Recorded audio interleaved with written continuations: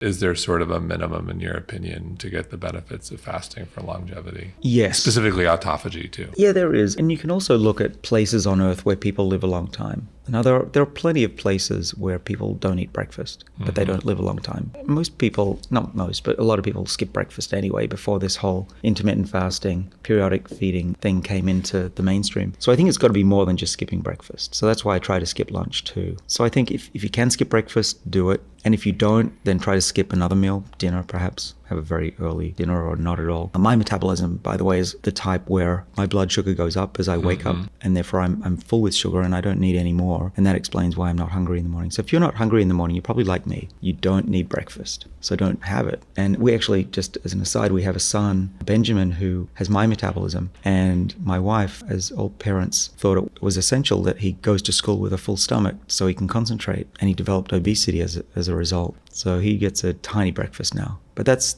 a consequence of our genetics. The point being, more you can skip, the better. I don't think breakfast is enough. So with regards to diet, so what do I eat? So we've established when we're not eating, how often, but during the eating window, what is the optimal diet in your opinion? How do you eat? Well, so I've always been of the opinion that you can learn from other cultures. We know that what we eat in the US, or at least served up when you're at airports, is the worst you can. It feels good, it tastes good, but that doesn't mean it's good for you. In fact, it's similar to the point that you have to get your body out of a state of complacency. If you're eating a lot of sugar and fat, you've got complacency in your mind and your body just is. So how do you trick your body into feeling like times are about to be tough? So one way is to have fewer calories in general. So the best way I've found to do that is not to eat high caloric food, which is, for me, is a very tasty vegetarian meal and salads. And actually, I think many of the listeners will know that once you get used to that, the idea of eating a giant steak, fatty steak, is not that appealing. Occasionally, I'll still eat meat, in part because it's often the only thing you can eat on a menu, and I don't mind some social life. But I also exercise, and if I'm exercising, a bit of meat I think is not going to hurt me. But generally, I try to be more of a